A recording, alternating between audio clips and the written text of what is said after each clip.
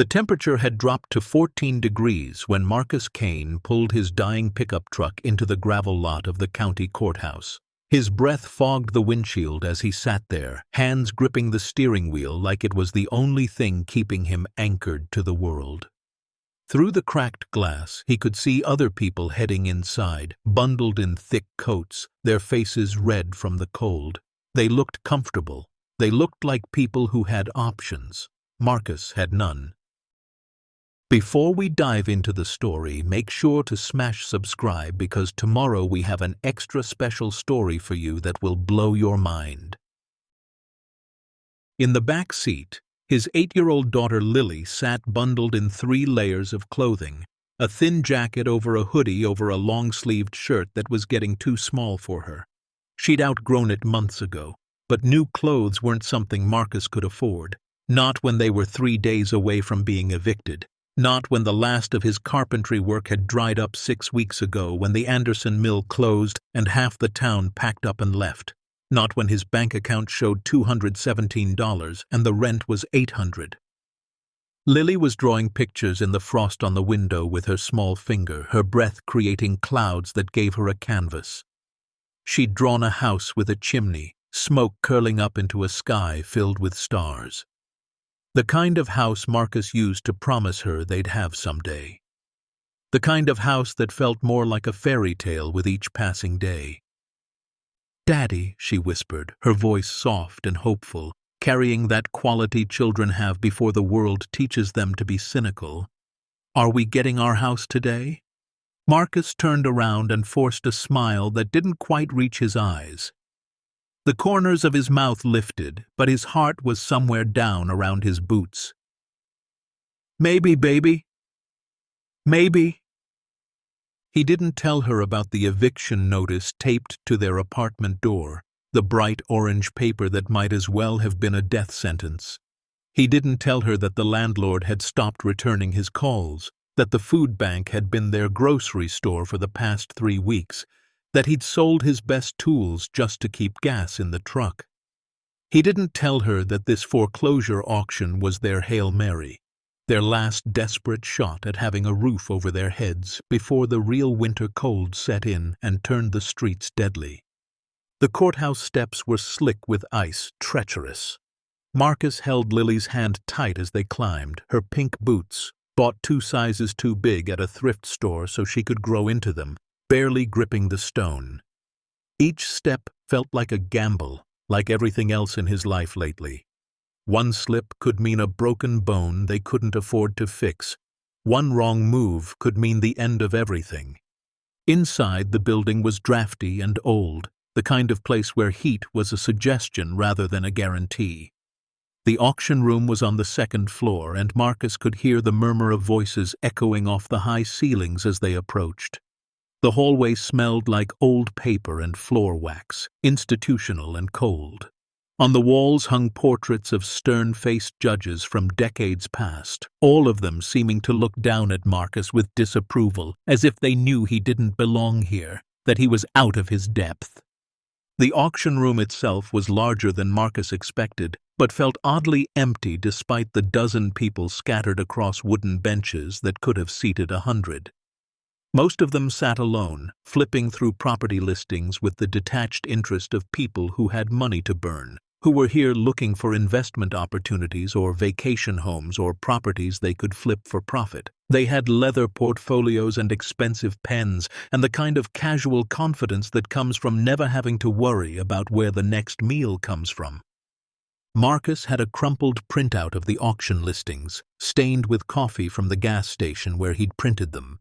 He had $847 to his name.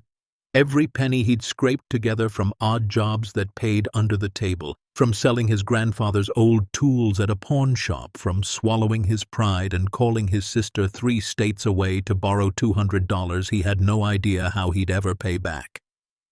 He found a seat near the back, helping Lily up onto the bench beside him. She was so small, so fragile-looking in her oversized clothes. Her dark hair needed cutting, hanging in her eyes. Her sneakers had a hole forming in the toe that Marcus had tried to patch with duct tape. Looking at her hurt his heart in ways he couldn't name. She deserved so much better than this. Better than a father who couldn't keep a roof over her head. Better than going to bed hungry sometimes because he gave her his portion. Better than everything. "Is it going to be like on TV?" Lily whispered, looking around with wide eyes. "With the fast talking and the paddle thing?" Marcus managed a real smile this time. "Something like that, baby." At exactly 10 o'clock, a side door opened and the auctioneer entered.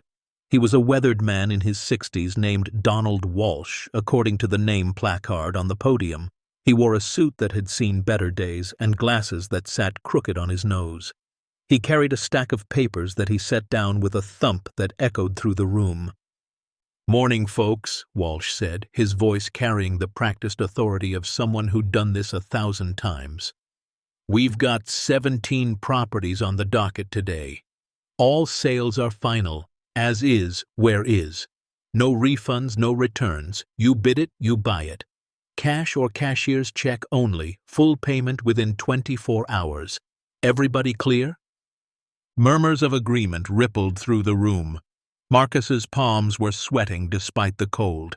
$847. That was his shot. His only shot. The first property flashed on a dusty projector screen at the front of the room, a vacant lot on the edge of town, barely an acre. The bidding started at $1,500 and climbed quickly. Someone in the front row won it for $2,300. Marcus didn't even raise his hand, out of his league before it started. The second property was a condemned building downtown. Bidding started at $5,000, gone in 3 minutes for $7,800. The third, fourth, fifth, all the same story. Prices that might as well have been written in a foreign language for all the good they did Marcus. He felt Lily's hand slip into his, small and warm, and he squeezed gently. She was watching him, those big brown eyes searching his face for any sign of hope, any indication that this was going to work out. He wanted to tell her yes. He wanted to promise her everything would be okay. But he'd learned the hard way that promises you can't keep are worse than no promises at all. Property after property went by. An old farmhouse, sold. A lakefront plot, sold. A duplex that needed work, sold for more than Marcus made in a year when he actually had work. Each time the gavel came down, he felt a little more of his hope drain away. Then the screen changed to a photograph so old and faded it looked like it had been stored in someone's attic for decades. The image quality was terrible, the colors washed out and yellowed at the edges. But Marcus could make out the shapes, a small cabin, sided in dark wood that was almost black, nearly swallowed by towering pine trees that pressed in from all sides. Snow covered everything, thick and heavy. The cabin's windows were shuttered. The whole structure looked isolated, forgotten, possibly abandoned for years. "Next up," Walsh announced, adjusting his glasses to read from his notes. "Lot 47, single-structure cabin, approximately 900 square feet, 12.3 acres of forested land, located at the end of Timber Ridge Road, approximately 19 miles north of town limits."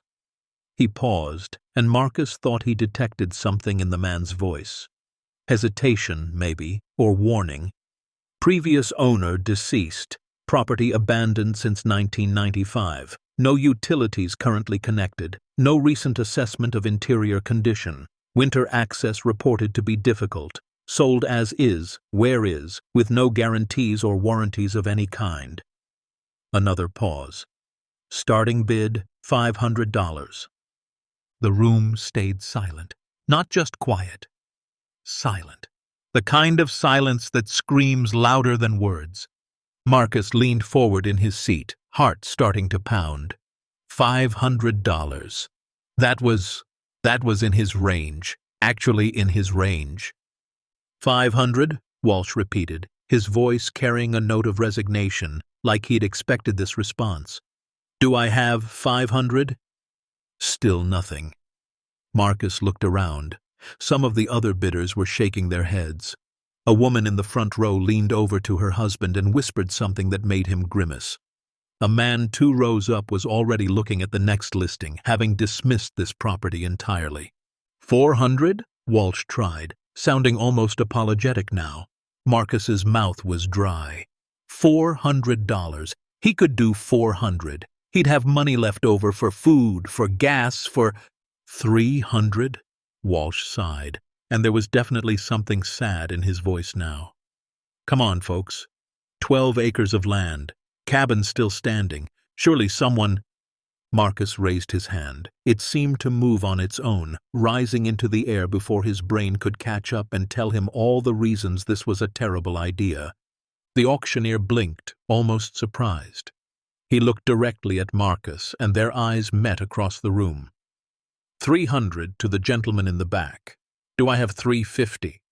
The room stayed quiet. But now people were turning to look at Marcus. He could feel their stares, hear the whispers starting. A woman in a fur-trimmed coat was shaking her head slowly, pity written across her face. The man beside her muttered something that included the words "frozen cabin" and "death trap." Marcus's hand was still raised. His arm was starting to ache from holding it up, but he was afraid if he lowered it, the moment would pass. The opportunity would evaporate like so many others in his life. 350? Walsh asked again, looking around the room hopefully. Anyone? A long, heavy silence. Then a voice from the front. An older woman Marcus couldn't see clearly. That's the frozen cabin. No one's been out there in 30 years. They say the old man who lived there went crazy, started talking to himself. Folks who drove past said they'd see lights on at odd hours, 3 in the morning, 4. Then one day the lights went out and never came back on. Another voice chimed in, male, gruff. My brother's a state trooper. He said they searched the place back in '95 after neighbors reported no activity for 6 months. Found it locked up tight, but the guy was just gone, vanished. Truck still in the driveway, food still in the cupboards. Like he walked out one day and just kept walking into those woods. Marcus's pulse was racing now, but not from fear. From something else. From the recognition that everyone else's fear was his opportunity, that whatever scared them away might be the only reason he could afford it. 350, he said louder, his voice cutting through the whispers. $350! Walsh looked at him for a long moment. Then he looked around the room one final time, giving anyone a chance to counter. No one moved. No one spoke. Going once, Walsh said slowly. Going twice. He raised the gavel, paused one last heartbeat, then brought it down with a sharp crack that echoed like a gunshot. Sold to bidder 73 for $350. Lily tugged his sleeve, her face lighting up with a smile that made Marcus's chest tight. We got it? Daddy? We got it? Marcus exhaled, his breath shaking. Yeah, baby, we got it. But even as he said it, even as he felt a spark of hope for the first time in months, he caught the look on Walsh's face as he wrote up the paperwork.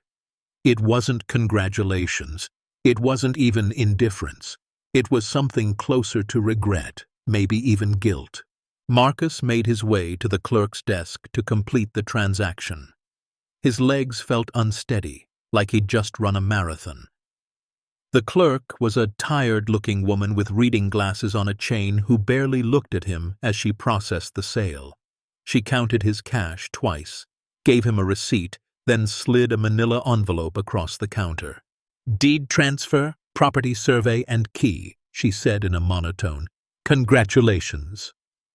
Marcus opened the envelope. Inside were several legal documents he'd need to read through carefully later. A hand-drawn survey map that looked like it dated back to the 70s, and a single key. The key was old, made of iron, heavy and cold in his palm. It looked like something from another era, like something that should open a castle door in a fairy tale, not a cabin in the Maine woods. Walsh appeared beside the clerk's desk, and Marcus noticed he'd waited until the transaction was complete. You sure about this? The auctioneer asked quietly, his voice pitched low so others couldn't hear. "Do I have a choice?" Marcus replied, his own voice just as low. Walsh studied him for a moment, really looked at him, at his worn clothes and desperate eyes and the little girl clutching his hand.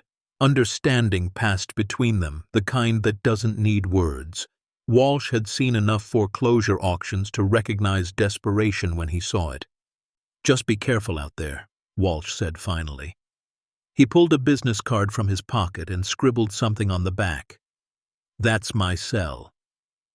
Place has been locked up a long time, and—" He hesitated, seeming to weigh his words. "People around here don't go near it for a reason. Maybe there's nothing to those stories. Maybe it's just superstition. But if something feels wrong, if you get out there and it doesn't sit right, you call me. I know some folks who can help. Understand?" Marcus took the card, pocketed it. "I'm not from around here, Mr. Walsh. I don't believe in ghosts." "Neither did I," Walsh said quietly. "Until I sold that property the first time back in '96. Young couple from Portland, full of dreams just like you. They lasted 3 weeks before they came back, packed up in the middle of the night, wouldn't even say why. Forfeited the whole purchase. Property went back to the county, and it's been sitting there ever since." A chill ran down Marcus's spine that had nothing to do with the cold courthouse. "What are you saying?" "I'm saying there's a reason that cabin sat through 3 auction cycles before someone finally bid on it." Walsh glanced at Lily, then back at Marcus. "I'm saying be careful. That's all. Just be careful." The drive north took nearly 2 hours on roads that got progressively worse with every mile. The town fell away quickly, giving way to dense forest that pressed in close on both sides of the 2-lane highway. Marcus had filled the truck's tank with the last of his cash, $63 that left him with exactly $34 and change to his name until he could figure out how to earn more. Lily had fallen asleep in the back seat after the first half hour, her head resting against a duffel bag stuffed with everything they owned that mattered: clothes, a few toys, Marcus's remaining tools, a photo album, some books. Their entire life condensed down to what could fit in a single bag. It was depressing and liberating in equal measure. The paved highway gave way to gravel after the first hour. Then the gravel gave way to dirt road, packed hard by ice and snow. The truck's old engine wheezed and complained as the road climbed, gaining elevation, winding through stands of massive pines that blocked out most of the gray afternoon light. Snow lined the shoulders in drifts taller than the truck, dirty white walls that made the road feel like a tunnel through a frozen world. Marcus had never been this far north before, this far from anything resembling civilization. The last building he'd seen was a closed gas station 15 miles back. No other cars, no signs of life, just trees and snow and the gathering dusk. The survey map on the seat beside him showed Timber Ridge Road as a thin line that ended in a circle, the cabin's property. According to the odometer and the map's scale, he should be close now. Very close. The road took a sharp turn, and suddenly the trees opened up into a clearing. Marcus's foot instinctively hit the brake, bringing the truck to a slow, crunching stop. There it was. The cabin sat at the far end of the clearing, maybe 100 yards from where the dirt road ended in a small turnaround. It looked exactly like the photo from the auction and nothing like it at the same time. The photo hadn't captured the scale of it, how small and vulnerable the structure looked against the massive trees surrounding it. It hadn't shown how the pines seemed to lean inward, as if the forest itself was slowly trying to reclaim what had been carved out of it decades ago. The cabin was bigger than Marcus had expected, but still small, maybe 30 feet wide, 20 deep. The wood siding was dark with age, weathered to almost black in places, but from what he could see through the snow, it wasn't rotting. The roof sagged slightly on the left side, but appeared intact, covered in at least 2 feet of snow. A stone chimney rose from the center, substantial and solid, ice clinging to the stones. The windows were shuttered from the outside, heavy wooden panels bolted across the glass. That was unusual. Most abandoned places had broken windows or boarded up from the inside. But these shutters looked deliberately installed, like someone had sealed the place with intention, with care. And surrounding it all, like silent sentinels, were the trees. Massive pines that had to be over 100 years old, their branches heavy with snow, creating deep shadows even in what was left of the afternoon light. The clearing itself was eerie in its perfection, almost too circular, too deliberate, as if the cabin had been placed at the exact center of something important. Marcus killed the engine and sat there for a long moment, just staring. Smoke should have been rising from that chimney. Lights should have been glowing behind those shuttered windows, but there was nothing, just cold stillness and the faint whistle of wind through the branches. A sound from the back seat made him turn. Lily was stirring, rubbing her eyes with small fists. "Are we there?" she asked, her voice thick with sleep. "Yeah," Marcus said softly. "We're here." She sat up and looked out the window, her eyes going wide. "It looks like a witch's house," she whispered, but there was no fear in her voice. If anything, she sounded intrigued. "No witches," Marcus said, forcing confidence he didn't feel. "Just an old cabin that needs some work." They stepped out into the cold, and it hit Marcus like a physical thing. The temperature had to be in the single digits, maybe lower with the wind chill. His breath came out in clouds, and within seconds his face was numb. Lily was shivering immediately despite her layers. "Come on," Marcus said, lifting her onto his shoulders. "Let's get inside before we freeze." The snow came up past Marcus's knees as he carried Lily toward the cabin. Each step was work, breaking through the crusty top layer into powder beneath. The clearing was absolutely silent except for the crunch of his boots and the whisper of wind through the pines. No birds, no animals, just the frozen stillness of deep winter in the deep woods. As they got closer, Marcus noticed something strange. The snow around the cabin wasn't smooth and untouched like it should have been.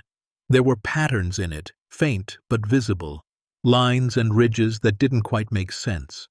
At first he thought they might be old tire tracks or footprints, but they were too organic, too irregular. It looked almost like something had been moving beneath the snow, pushing it up from below. Tree roots, probably. The pines around here were massive, their root systems must spread out under the ground for yards. That would explain it. The cabin's porch was surprisingly solid when Marcus stepped onto it. The boards didn't creak or sag or give under his weight the way he'd expected. Someone had built this place to last, with attention to detail and quality materials. Despite 30 years of abandonment and harsh winters, the structure seemed sound. The front door was heavy wood, solid oak maybe, with iron hinges that had oxidized to a deep brown but still looked functional. Above the door, carved into a wooden plank, were words so faded Marcus almost missed them. Quietus est. Latin, maybe? Marcus had no idea what it meant. He set Lily down on the porch, her boots making small thumping sounds on the weathered planks. "What's that say?" she asked, pointing up. "Not sure, baby. Something in another language." Marcus pulled out the iron key from his pocket. It was so cold it almost burned his fingers. He slid it into the lock and stopped. The key turned far too smoothly for something that hadn't been touched in 30 years. The mechanism wasn't frozen, wasn't stuck, wasn't even stiff. It turned like it had been oiled yesterday.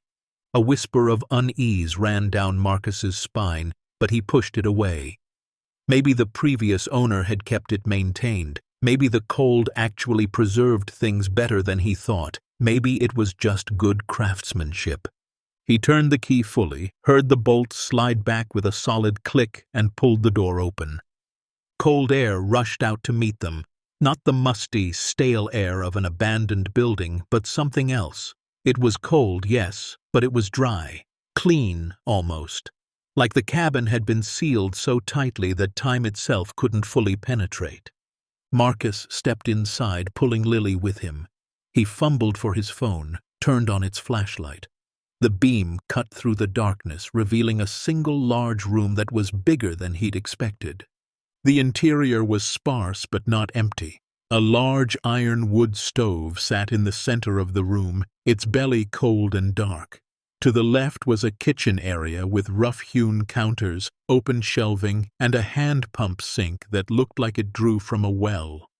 To the right, a simple wooden table and 2 chairs. Against the far wall, a wooden ladder led up to what must be a sleeping loft. The floor was wide planks, uneven and scarred but solid. No holes, no rot. And covering everything was a thin layer of dust, but nothing else. No mice droppings, no signs of animals, no mold, no water damage. It was like the place had been sealed, preserved, waiting. "It's small," Lily whispered, her voice echoing slightly in the empty space. "It's ours," Marcus replied, and felt the truth of it settle in his chest. For better or worse, this was home now. He swept the flashlight across the walls. The interior was all exposed wood, dark with age but still solid. Some previous owner had hung things, hooks for coats, a shelf for books, a mirror near the door. Most were empty now, but the mirror remained, its glass still intact but covered in a film of dust that made their reflections ghostly and strange. Lily tugged on his coat. "Daddy, look!" She was pointing to the far corner, where a small wooden table sat beneath one of the shuttered windows. On the table, covered in dust but clearly visible, was a single object. A leather-bound journal, its cover cracked and dark with age. Marcus walked over slowly, Lily right behind him. The journal sat alone, perfectly centered on the table, like it had been placed there deliberately, like it was meant to be found. His hand trembled slightly as he picked it up. The leather was cold, stiff. Dust puffed up as he opened it to the first page. Inside, written in careful, precise script, were words that made his blood run cold. "If you're reading this, then you've found what I left behind. Be careful. Not everything buried stays buried." Marcus's mouth went dry. He flipped through the pages quickly. Some were filled with notes, dense paragraphs in that same careful handwriting, diagrams that looked almost like blueprints, lists of numbers and dates. Other pages were blank, as if the writer had left space for something that never came. On the very last page, someone had written in thick black ink, the letters pressed so hard they'd nearly torn through the paper. 260 million hidden, protected, earned. Marcus stared at those words for a long moment, his mind racing. 260 million what? Dollars? It had to be. But hidden where? Protected how? Earned by whom? He closed the journal carefully and looked around the cabin with new eyes. This wasn't just an abandoned home. This wasn't just a place someone had walked away from. This was something else entirely. Something deliberate. Something secret. "Daddy?" Lily's voice was small, uncertain. "What does it say?" Marcus tucked the journal into his coat pocket, his mind still spinning. "Just old notes, baby. Nothing important." But even as he said it, he knew it was a lie. And from the way Lily was watching him, her 8-year-old intuition picking up on his tension, he suspected she knew it too. They spent the next hour making the cabin marginally livable. Marcus brought in their supplies from the truck, the duffel bag, a cooler with the last of their food, a camping stove, some blankets. He got the wood stove door open and was relieved to find it clean inside, ready to use. There was even a stack of split firewood in a wooden box beside it, dried and aged but still good. He started a fire using some newspaper and kindling, and within 20 minutes the stove was radiating heat that slowly pushed back the cold. Lily huddled near it, holding her hands out to the warmth, and Marcus felt a surge of relief. They'd be okay. At least for tonight, they'd be warm and safe. As the sun set outside, He could tell by the way the faint light through the cracks in the shutters turned from gray to black. Marcus lit an old oil lamp he'd found on a shelf. Its flickering light cast dancing shadows across the walls, making the cabin feel both cozy and eerie at the same time. He made them a simple dinner on the camping stove, canned soup heated up, crackers, some apple slices from the cooler. They ate sitting on the floor near the wood stove, backs against the wall, sharing the warmth. "Is this really ours forever?" Lily asked between bites. "Yeah," Marcus said, "really ours." "No one can make us leave?" His chest tightened. "No, baby. No one can make us leave." She smiled, a real genuine smile, and rested her head against his shoulder. "I like it. It's like we're pioneers." Marcus kissed the top of her head and said nothing. He wished he could share her optimism, her ability to see adventure where he saw desperation. But maybe that was the gift of childhood, the ability to find magic even in the darkest places. After dinner, he helped her climb up to the loft with their blankets. The space up there was small but dry, with a thick layer of old straw or hay covering the floor for insulation. He made her a nest of blankets and tucked her in, her face barely visible in the lamplight. "You going to sleep too?" she asked. "In a bit," Marcus said. "I want to make sure the fire's okay first." She nodded, already half asleep. Within minutes her breathing had deepened and slowed. Marcus climbed back down the ladder and sat by the fire, the journal heavy in his hands. He opened it again, this time reading more carefully. The first few pages were mundane: dates, weather notes, supply lists. The handwriting was neat, controlled, the work of someone methodical. But as Marcus read further, the entries became stranger. December 3rd, 1992. They came by again today. 2 cars, watched from the road, didn't approach, counting down the days until statute runs out. 4 more years. January 18th, 1993. Reinforced the secondary access point. No one will find it unless they know exactly where to look. Everything depends on this staying hidden. March 29th, 1993. Saw lights in the woods last night. Could be hunters. Could be them. Can't risk exposure now. Not when I'm so close. The entries went on, becoming more paranoid, more cryptic. References to the count and the evidence and what they did. Pages of numbers that might have been coordinates or codes or account numbers. And then, near the end, an entry that made Marcus's heart pound. October 14th, 1994. It's done. Everything secured in the vault below. 260 million in assets, all documented. If I don't survive this, if they find me first, someone needs to know the truth. The cabin is the key. Trust no one from the old life. The roots know the way. Marcus read that last line 3 times. The roots know the way. What did that mean? He stood and walked around the cabin slowly, examining everything more carefully. The wood stove, the walls, the floor. He was looking for, what? A safe? A hidden compartment? His boots made hollow sounds as he walked, and in one spot near the stove, the sound changed. It was subtle, but unmistakable. That section of floor sounded hollow where the rest was solid. Marcus knelt down and ran his hands over the planks.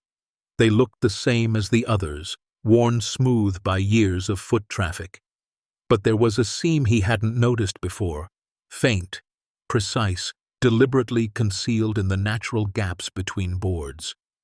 He grabbed his pocket knife and worked the blade into the seam. The board resisted at first, then gave with a soft crack. Marcus lifted it carefully, revealing the space beneath, and froze. It wasn't just a crawl space. The floor dropped down into darkness, deeper than it should have been for a normal foundation, and running through the center of the opening, massive and ancient, was a root, thick as Marcus's thigh, twisted and gnarled, disappearing down into the earth like an anchor reaching toward the center of the world. Marcus grabbed the oil lamp and held it over the opening. The route continued downward, vanishing into what looked like a tunnel carved through frozen soil and stone. And carved into the frozen earth beside the route, barely visible in the flickering lamplight, were words: "The vault is below. Keep digging. Trust the roots." Marcus sat back on his heels, his mind reeling. A vault, underground, hidden for 30 years, containing something worth $260 million.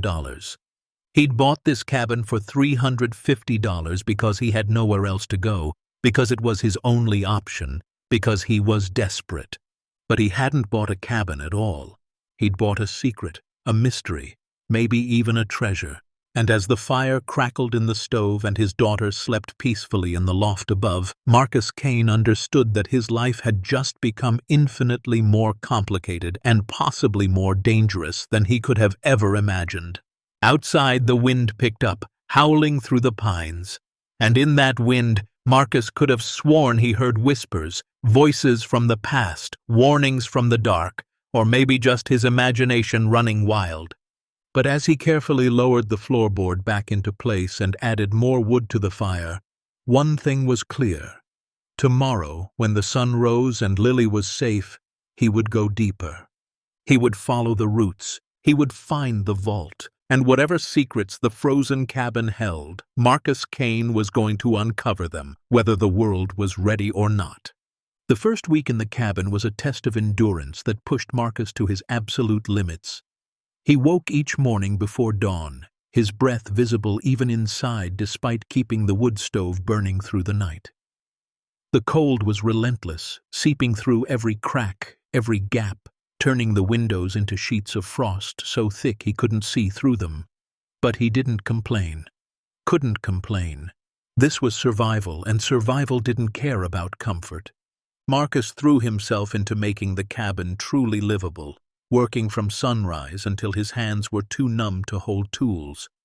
He patched holes in the roof with tar paper and spare shingles he found in a small shed behind the cabin, a shed he'd almost missed in the snow, but which turned out to be a treasure trove of old supplies. He sealed cracks around the windows with strips of cloth and melted wax. He reinforced the door frame where decades of freezing and thawing had started to warp the wood. Lily helped where she could, her small hands passing him nails, holding boards steady, chattering endlessly about the stories she'd made up. The cabin became a castle in her imagination. The wood stove was a dragon they'd tamed. The loft was a tower where princesses slept. Her ability to find magic in their desperate situation both broke Marcus's heart and gave him strength to keep going. But as he worked, Marcus began to notice things, strange things, anomalies that didn't make sense for a simple cabin in the woods. The first was the floor. He'd initially thought it was just solid construction, good craftsmanship from an earlier era. But as he examined it more closely, removing dirt and debris from between the planks, he realized the floor wasn't just solid, it was reinforced. There were steel plates beneath the wood in certain sections, hidden but unmistakable when he pried up a loose board to investigate. Who put steel reinforcement in the floor of a cabin? It was the kind of construction you'd see in a bank or a secure facility, not a wilderness retreat. The second anomaly was the walls. On the surface, they looked like standard log cabin construction, thick timbers chinked with mortar and moss.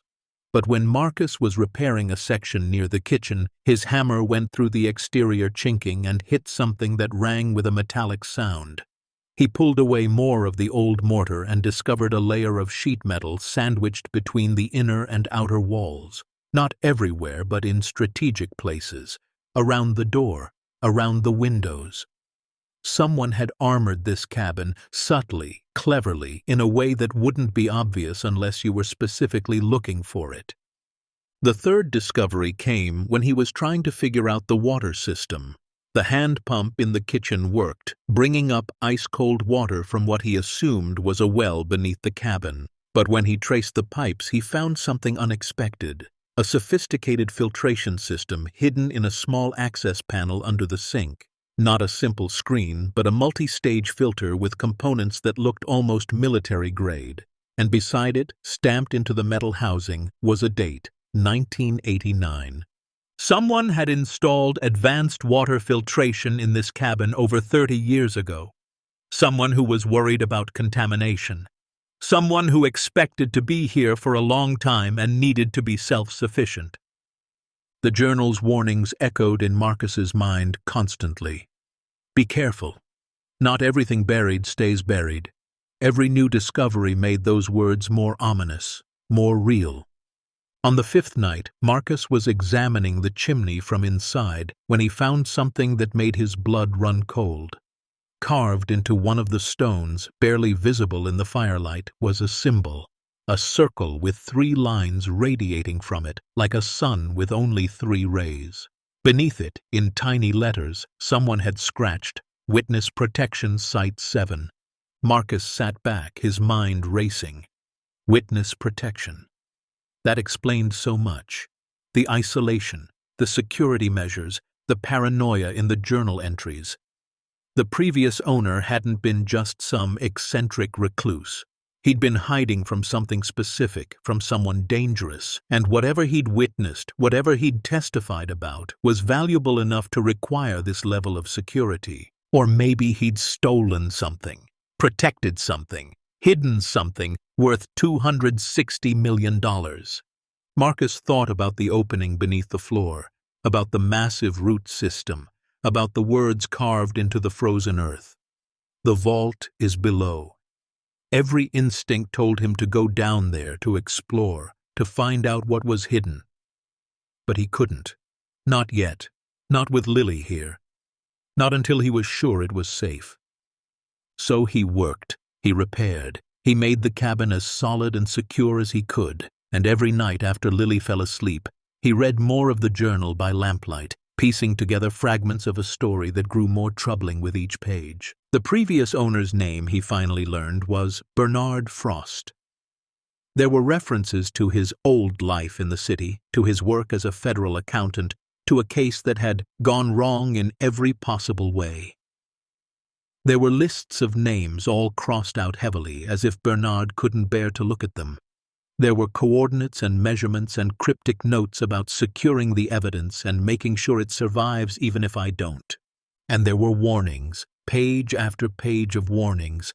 They will come eventually. They always do. When they realize what's missing, they'll search. They'll use technology I can't imagine. But I've been careful. The vault is shielded. The entrance is hidden. Only someone who understands the roots will find it. The roots. The roots. Everything depends on the roots. Marcus didn't understand what that meant, not fully, but he was beginning to suspect. The ancient pine trees surrounding the cabin weren't just scenery, they were part of the design. Their massive root systems spread out underground, interweaving, creating a natural network that was nearly impossible to map or trace. And somewhere in that network, Bernard Frost had hidden something extraordinary. On the 8th day, the storm hit. It came without much warning, just a shift in the wind, a drop in the already freezing temperature, and suddenly the sky was the color of old bruises. Marcus had been outside chopping firewood when the first flakes started to fall. Not gentle snowflakes, but hard, icy pellets that stung his face like needles. "Inside!" he shouted to Lily, who'd been building a snow fort near the tree line. "Now!" They made it into the cabin just as the storm truly unleashed. Within minutes, visibility outside dropped to 0. The wind howled like a living thing, shaking the cabin's walls, driving snow horizontally through the air. The temperature plummeted. Marcus fed more wood into the stove, but he could feel the cold pressing in from all sides, relentless and hungry. "Is this a blizzard?" Lily asked, her eyes wide as she pressed her face to a crack in the shutters, watching the white chaos outside. "Yeah," Marcus said, pulling her back toward the warmth of the stove. "A bad one, but we're safe in here. The cabin's solid." And it was. Despite the fury outside, despite the wind that sounded like it wanted to tear the roof off, the cabin held firm. Bernard Frost had built well. The walls didn't shake, the roof didn't leak. The door stayed sealed against the storm's assault. But as the afternoon darkened into early evening, as the storm showed no signs of letting up, Lily noticed something. "Daddy," she said, her voice uncertain. "What's that sound?" Marcus looked up from the fire he was tending. "What sound, baby?" "That." She pointed down at the floor. "Like thumping. Do you hear it?" Marcus went still, listening. At first, all he could hear was the storm, the wind, the rattle of ice against the shutters. But then, in a brief lull, he heard it too. A low, rhythmic sound. Not quite a knock, not quite a thud. More like movement. Something shifting beneath the floorboards. His first thought was animals. Maybe something had gotten into a crawl space, seeking shelter from the storm. But the sound was too regular, too deliberate, and it was coming from the exact spot where he'd found the hidden panel, where the massive root descended into darkness. "It's probably just the house settling," Marcus said, trying to keep his voice light. "Old buildings make weird sounds in storms, the temperature changing, the wood expanding and contracting." But Lily was shaking her head. "It sounds like something's down there." Marcus's mouth went dry. He waited, listening more carefully. There it was again. Thump, thump, pause, thump. Almost like a pattern. Almost like a signal. "Go up to the loft for a bit, okay?" Marcus said. "I'm going to check the foundation, make sure everything's solid." Lily looked uncertain but obeyed, climbing the ladder to her makeshift bed. Marcus waited until she was settled with a book, then moved to the hidden panel in the floor. His hands were shaking as he pried it up, revealing the darkness below. The sound was louder now, clearer, definitely coming from down there. And there was something else, a faint draft of air, warmer than it should be, rising from the opening. It carried a smell that was hard to identify. Not unpleasant, just strange. Like old stone and metal and something vaguely mineral. Marcus grabbed his flashlight and the coil of rope he'd found in the shed. He tied one end to the iron leg of the wood stove, testing it to make sure it would hold his weight. Then he looked up at the loft. "Lily, I need you to stay up there for a few minutes, okay? Don't come down unless I call you." "Where are you going?" Her voice was small, worried. "Just checking something. I'll be right back. Promise." Before he could talk himself out of it, before he could think too hard about what he was doing, Marcus lowered himself through the opening. The descent was steeper than he remembered, the frozen earth slick and treacherous. He used the massive root for balance, its ancient bark rough against his palms. The flashlight beam bounced wildly, casting shadows that seemed to move on their own. The air grew colder as he descended, his breath coming out in thick clouds. 20 feet down, the tunnel leveled out slightly. Marcus's boots found purchase on something solid, not earth, but concrete. He swept the flashlight around and saw that he was standing at the entrance to the chamber he'd glimpsed briefly before. But this time, he went further. The room was larger than he'd thought, maybe 15 feet across. The walls were reinforced concrete, smooth and gray, with steel support beams visible at intervals. The ceiling was low, he could almost touch it if he reached up, and it was braced with more steel beams. This wasn't amateur construction. This was professional, military-grade engineering. And in the center of the room, surrounded by roots that had broken through the concrete walls like grasping fingers, stood a door. Not just any door. A vault door. It was massive, made of steel at least 6 inches thick, with a circular handle and a combination lock that looked like something from a 1950s bank. The steel was oxidized in places, showing its age, but the mechanism still looked functional. Above the lock, stamped into the metal with official-looking lettering, were words that made Marcus's heart race. Use Federal Evidence Vault, authorized access only established 1987. Marcus stood frozen, his mind struggling to process what he was seeing. A federal evidence vault, hidden beneath a witness protection cabin, sealed for over 30 years. containing something worth, according to Bernard Frost's journal, $260 million. The thumping sound came again, and Marcus realized with a start that it was coming from the vault itself. Not from inside, that was impossible, the thing had been sealed for decades, but from somewhere near it. He moved closer, careful not to disturb anything, and shone his light along the base of the door. There. At the bottom left corner, where the door met the frame, was a small gap. Not much, maybe half an inch, but enough. And through that gap, he could feel air moving. The vault wasn't just sitting there sealed, it was breathing, or something was. Marcus knelt down and examined the gap more closely. The concrete around the vault door had cracked over the years, and one of the massive roots from outside had worked its way through, growing right alongside the door frame.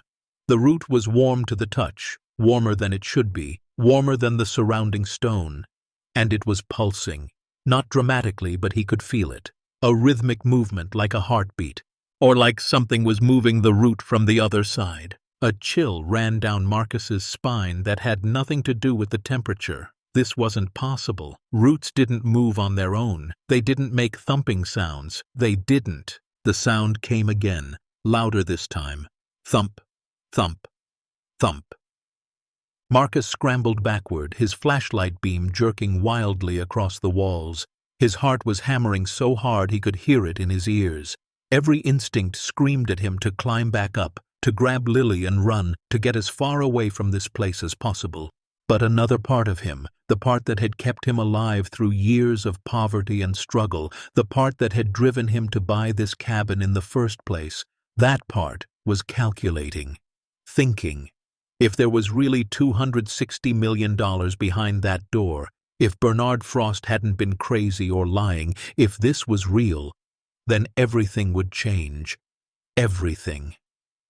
Marcus forced himself to breathe slowly, to think rationally. The sound wasn't coming from inside the vault. It couldn't be.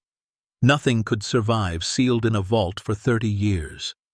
The sound had to be something else. Pipes, maybe, or water freezing and expanding in cracks in the concrete, or the roots themselves, shifting as they grew, making sounds that echoed strangely in the enclosed space. That had to be it. Natural phenomena, amplified by the storm and his own fear. He approached the vault door again, more carefully this time. The journal had said something about a combination, about Bernard hiding the information in plain sight. Marcus pulled the leather-bound book from his coat pocket and flipped through the pages frantically, looking for numbers, for any kind of code. On page 47 he found it, a series of numbers written in the margin, small and precise. 18-34-09-52-07. His fingers trembled as he reached for the combination lock. The dial was stiff from decades of disuse, but it moved. Slowly, carefully, Marcus turned it. 18. Stop. 34. Stop. 9. Stop. 52. Stop. 7. A deep, resonating click echoed through the chamber. For a moment, nothing happened. Then Marcus heard something inside the vault, not thumping this time, but a softer sound, like air releasing from a seal, like pressure equalizing. He gripped the circular handle with both hands. It was freezing cold, the metal sucking the warmth from his palms. He pulled. Nothing. He adjusted his grip and pulled harder, putting his weight into it. The handle moved fractionally, groaning in protest. Marcus braced his feet against the concrete and pulled with everything he had. Metal scraped against metal, rust and ice cracked and fell like snow. The door was moving inch by excruciating inch, breaking free from decades of being sealed. And then, with a final heave that left Marcus gasping, the vault door swung open. A rush of cold air blasted out, colder than anything Marcus had felt before. It was like opening a tomb, like breaching something that had been sealed away from the world for so long it had become its own ecosystem. The smell was overwhelming, metal and stone and something else, something Marcus couldn't identify. Not decay exactly, more like Preservation. Marcus shone his flashlight inside, and his breath caught in his throat. The vault wasn't empty. It wasn't even close to empty. The space inside was about 12 feet deep and 8 feet wide, lined entirely with steel shelving units bolted to the walls.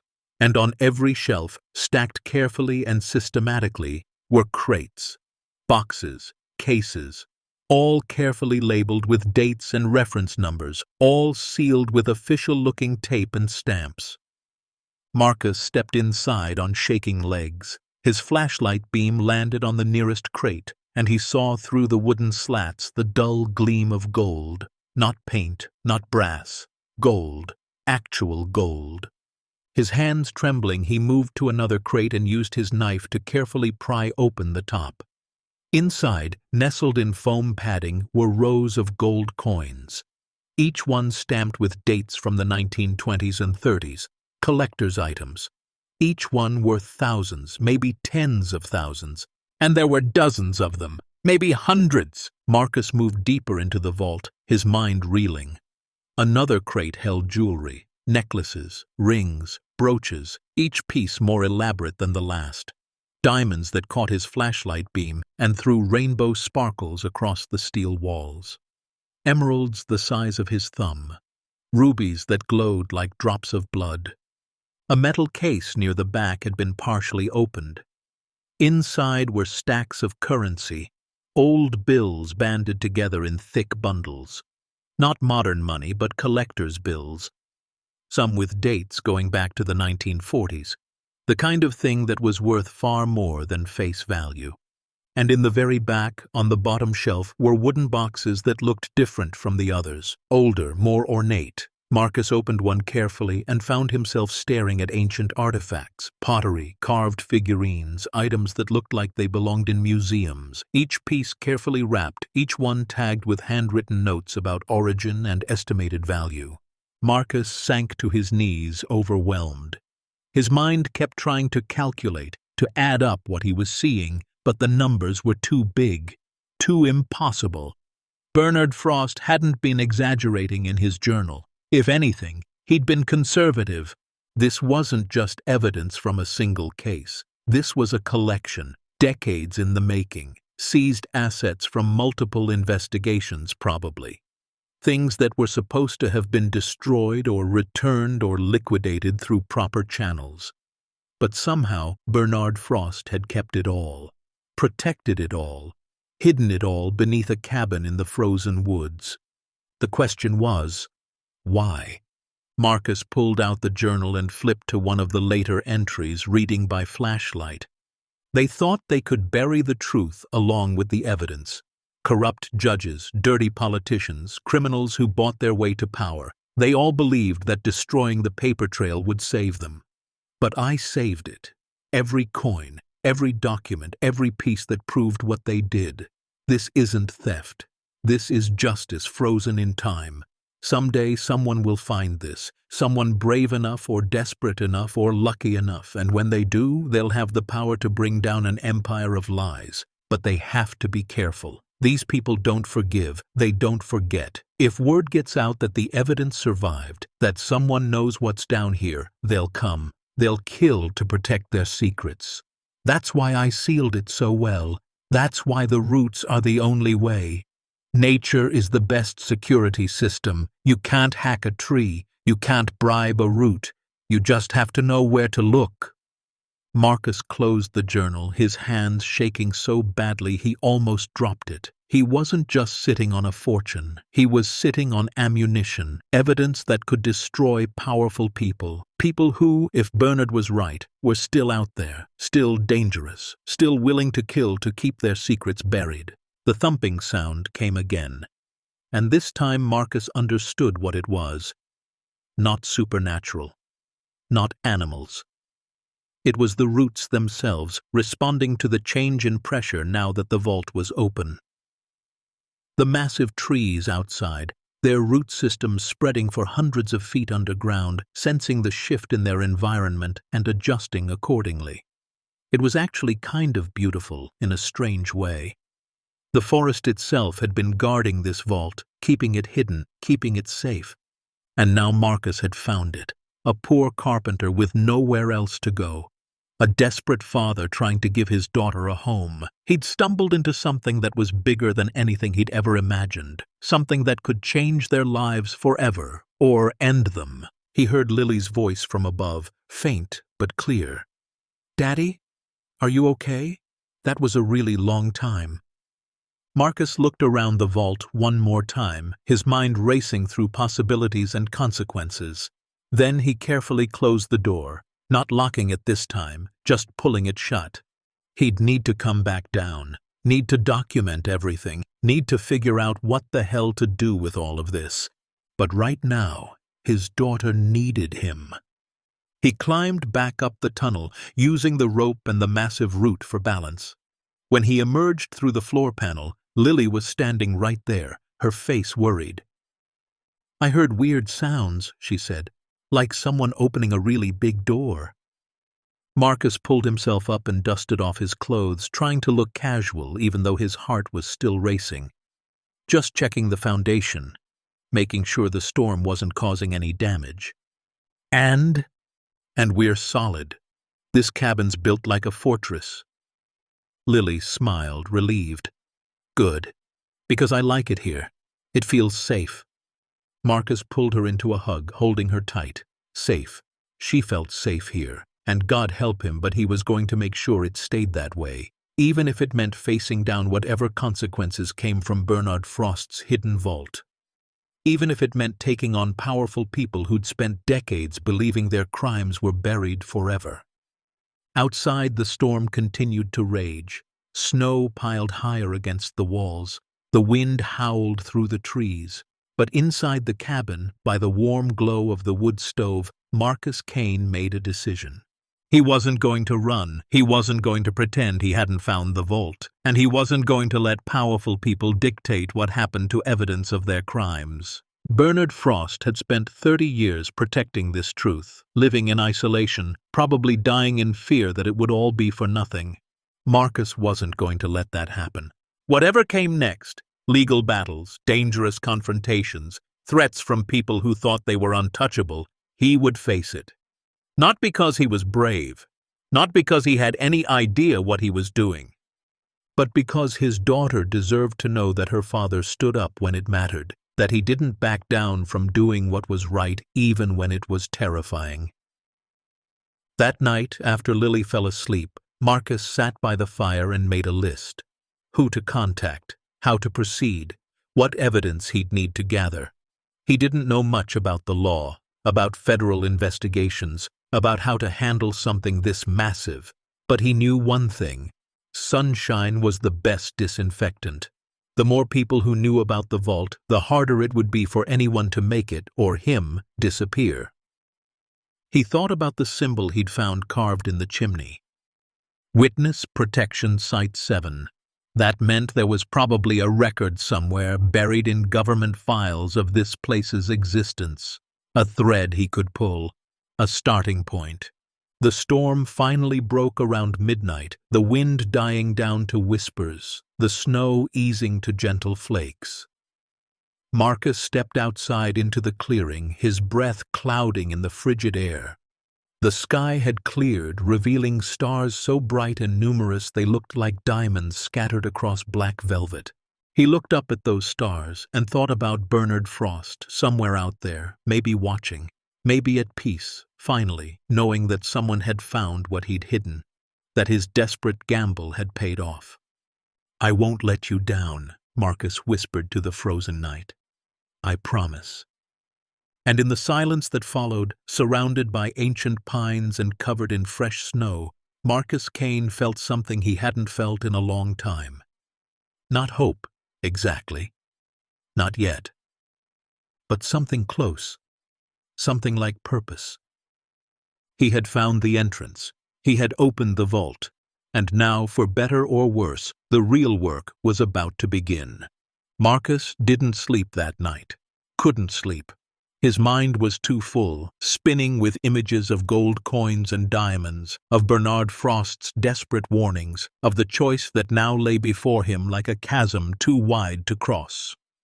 He sat by the wood stove, feeding it logs one by one, watching the flames dance and thinking about what it meant to be responsible for $260 million in hidden evidence. When dawn finally broke, gray and cold, Marcus made Lily breakfast. Oatmeal with the last of their brown sugar, hot cocoa made from powder they'd bought at a gas station weeks ago. She ate quietly, sensing his tension, her 8-year-old intuition picking up on the storm brewing inside him, even if she didn't understand its source. "You okay, Daddy?" she asked, her spoon halfway to her mouth. Marcus forced a smile. "Yeah, baby, just thinking about what needs fixing next." It wasn't entirely a lie. Something did need fixing. He just had no idea how to fix a problem this enormous. After breakfast, Marcus bundled Lily up and sent her outside to play in the fresh snow. He watched from the window until he was sure she was safely occupied building a snow fort near the tree line. Then he descended into the vault again. This time, he brought more supplies, a camera he'd found in the cabin, a notebook, and a determination to document everything he found. The vault door opened more easily the second time, the mechanism loosened from yesterday's initial breach. Marcus stepped inside and began the painstaking work of cataloging the contents. He photographed each crate, each box, each piece of evidence. He made notes on everything, the labels, the dates, the condition of the items. The gold coins alone numbered in the thousands. He found American eagles, Canadian maple leafs, South African krugerrands, all from various decades. Some were still in their original mint packaging. Others were loose in velvet bags that had aged to a brownish gray. Each coin was worth at least $1,500 by current market value, probably more for the rare dates and conditions. The jewelry was even more staggering. Diamond necklaces that looked like they belonged to royalty. Emerald rings the size of grapes. Sapphire brooches with settings so intricate Marcus couldn't imagine the hours of craftsmanship they represented. Each piece was tagged with a small card that listed an origin and a case number. Marcus photographed every tag, every detail. But it was the artifacts that truly took his breath away. Ancient pottery from civilizations he'd only read about in school. Carved ivory figurines that had to be centuries old. Gold masks with features that looked both human and divine. Bronze weapons with inscriptions in languages Marcus didn't recognize. These weren't just valuable, they were irreplaceable. Museum pieces. Items that belonged to human history, not hidden in a frozen vault beneath a cabin in Maine. And then Marcus found the documents. They were in waterproof cases at the very back of the vault, protected more carefully than even the gold. Stacks of papers, hundreds of pages, all meticulously organized in folders labeled with case numbers and dates. Marcus pulled out the first folder and began to read. What he found made his blood run cold. The documents detailed a massive corruption scheme that had stretched across 3 states in the late 1970s and early 80s. Politicians taking bribes, judges throwing cases, business leaders colluding with organized crime. And at the center of it all, a network of people so powerful and so protected that when federal investigators finally built a case, it fell apart before it ever reached trial. Witnesses disappeared, evidence went missing, key documents were destroyed in mysterious fires, and the prosecutors who'd worked the case, 2 were dead. 3 had quit the Justice Department and moved abroad. 1 had gone into witness protection and was never heard from again.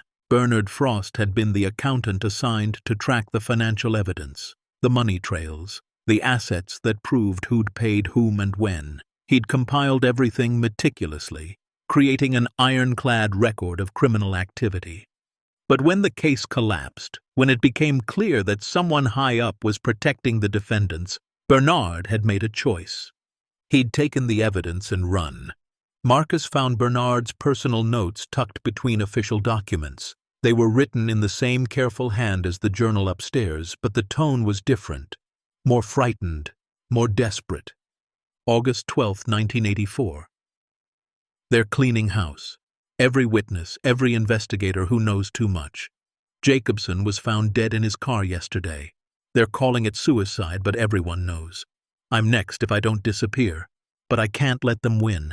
Can't let them destroy what took us 3 years to build. The evidence has to survive, even if I don't.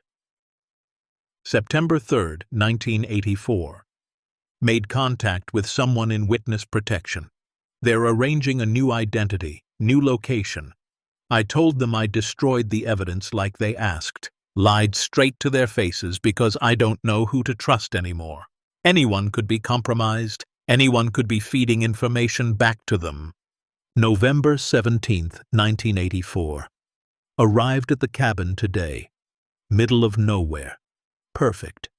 Started construction on the vault immediately. Can't risk waiting. They'll realize eventually that the evidence wasn't destroyed. When they do, they'll come looking. Marcus read page after page, piecing together Bernard's story.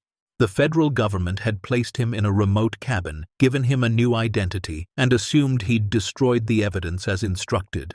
But Bernard had kept it, spent years building the vault in secret, reinforcing it, hiding it so well that even if someone searched the cabin, they'd never find it. He'd used the natural root system of the ancient pines as camouflage, as protection, knowing that ground-penetrating radar would just show organic material, roots and soil, nothing suspicious. It was brilliant. Paranoid but brilliant. And it had worked. For 30 years, the vault had remained hidden, until Marcus bought the cabin for $350 and his daughter heard strange sounds during a storm. Marcus found one final document that made his hands shake. It was a list of names. 47 people involved in the original conspiracy. Politicians, judges, business leaders, crime bosses. Most of the names Marcus didn't recognize, but 3 he did because he'd seen them recently. In the news, in positions of power. One was a federal judge in Massachusetts. Another was a state senator in New Hampshire. The third was a CEO of a major construction company that did billions in government contracts. These weren't ghosts from the past. These were living, powerful people. People who'd built empires on the backs of crimes they thought were buried forever. People who would do anything to keep it that way. Marcus sat on the cold concrete floor of the vault, surrounded by enough wealth to buy a small country, and felt more trapped than he'd ever felt in his life. If he reported this, if he brought it to the authorities, he'd become a target. Not just him, Lily too. These people had made witnesses disappear before, they'd do it again. But if he didn't report it, if he kept it hidden or tried to take it for himself, he'd be no better than the criminals Bernard had been fighting against. And eventually, someone would find out. Secrets this big never stayed buried forever. He climbed back upstairs as the afternoon sun was starting to fade. Lily was inside, warming up by the stove, her cheeks red from the cold and her eyes bright with the simple joy of childhood. She was drawing pictures again, the cabin, the trees, a family of snow people she'd built outside. "Look, Daddy," she said, showing him her artwork. "That's us, safe and happy." Marcus's throat tightened. Safe and happy. 2 things he desperately wanted to give her. 2 things that were about to become impossible if he made the wrong choice. That night, after Lily was asleep, Marcus did something he'd been avoiding. He drove into town, nearly an hour on the dark, icy roads, and found a payphone outside a closed gas station. He'd deliberately left his cell phone at the cabin. Phones could be traced. He needed to be careful. He dialed a number he'd memorized from one of Bernard's documents, a Justice Department tip line for witness protection issues. It rang 4 times before someone answered. "Federal Witness Protection Hotline. This line is recorded. How can I help you?" Marcus's mouth was dry. "I need to report. I found something. Evidence from an old case. I think it's important." "Sir, can you give me your name and location?" "Not yet. I need to know something first. If someone in witness protection kept evidence instead of destroying it, what happens?" A pause. "Sir, that would be a serious violation of their agreement. Evidence tampering, potentially obstruction of justice. Why do you ask?" And if that evidence proved that the original case was buried because of corruption, that people who should have gone to prison are still walking free? A longer pause. "Sir, I'm going to need you to come in and make a formal statement. Where are you calling from?" Marcus hung up. His hands were shaking. He'd hoped for reassurance, for some indication that the system could be trusted. Instead, he'd just heard bureaucracy and potential threats against a dead man who'd risked everything to preserve the truth. He drove back to the cabin in the dark, his mind churning. There had to be another way. Someone he could trust. Someone who would understand the magnitude of what he'd found and help him navigate the danger. But who? The answer came 3 days later, and it came in the worst possible way. Marcus was outside splitting firewood when he heard it. The distant rumble of engines, not one, but multiple vehicles making their way up the long dirt road toward the cabin. His heart lurched. Out here in the middle of winter on a road that led nowhere but his property, unexpected visitors meant only one thing: trouble. "Lily!" he shouted. "Inside! Now!" She was building another snow fort, but she heard the urgency in his voice and ran to him immediately. Marcus grabbed her hand and pulled her toward the cabin, his mind racing. The rifle. He needed the rifle. And the journal. And 2 black SUVs rolled into the clearing, their tires crunching through the snow. They stopped about 50 feet from the cabin, engines idling, exhaust creating clouds in the frozen air. For a long moment, nothing happened. Then the driver's door of the first SUV opened and a man stepped out. He was in his 50s, well-dressed, despite the cold, with silver hair and the kind of confident bearing that came from years of never being told no. He stood beside his vehicle, hands in his pockets, and surveyed the cabin with the expression of someone appraising property he was considering buying. "Marcus Kane?" he called out. His voice was smooth, educated, carrying easily across the snow. "That is your name, right? The man who bought this property at auction?" Marcus's blood turned to ice. How did this man know his name? How did he even know about the cabin? "Who are you?" Marcus called back, keeping Lily behind him. The man smiled. "My name's William Hutchins. I'm a private investigator, among other things. I represent certain individuals who have an interest in this property. They asked me to check on it, make sure everything's in order." "Property's mine," Marcus said, trying to keep his voice steady. "Bought it legally. You've got no business here." Hutchins tilted his head slightly. "See, that's where things get complicated, Mr. Kane. Because this property has a rather interesting history. And my clients have reason to believe that certain items which belong to them might be located here, items that went missing a very long time ago." The second SUV's doors opened. 3 more men stepped out. Big men, the kind who didn't need to announce they were dangerous. It was written in every line of their bodies, every measured movement. Marcus's hand moved instinctively to his back where he'd tucked the rifle under his coat. But Hutchins saw the movement and raised a hand. "Let's not do anything hasty," he said calmly. "I'm not here to hurt anyone. I'm just here to have a conversation. A business proposition, really." "Not interested," Marcus said. "You haven't heard it yet." Hutchins took a few steps closer, his expensive shoes crunching in the snow. "My clients are willing to be very generous. They understand that you've stumbled into something that wasn't meant for you. That's not your fault. You were just looking for a place to live, right? A man with limited options, trying to provide for his daughter." His eyes flicked to Lily, and Marcus felt rage burn hot in his chest. "Admirable, really, and my clients respect that. So here's what they're proposing. You let us search the property, we verify whether the items we're looking for are here, and if they are, we compensate you for your trouble. Say, $50,000. Cash, right now. You take it, pack up your little girl, and move somewhere warmer, somewhere with better opportunities." Marcus stared at him. $50,000. It was more money than he'd seen in years, more than he'd make in a year even if he found steady work. But it was also an insult, A fraction of what was hidden beneath the cabin. More importantly, it was blood money, a bribe to stay silent while criminals covered their tracks. Answer's no, Marcus said. Hutchins sighed, like he'd expected this but was disappointed anyway. Mr. Kane, I don't think you understand the situation. My clients aren't people who accept no for an answer. They've waited 30 years for this. They're not going to let one stubborn carpenter stand in their way. What happens next will turn this frozen refuge upside down, reveal a truth that's been buried for decades, and remind us why sometimes the most dangerous fortunes are the ones left behind by desperate men. Stay tuned to see what happens next. If you're enjoying the story, please like, share, and subscribe for more.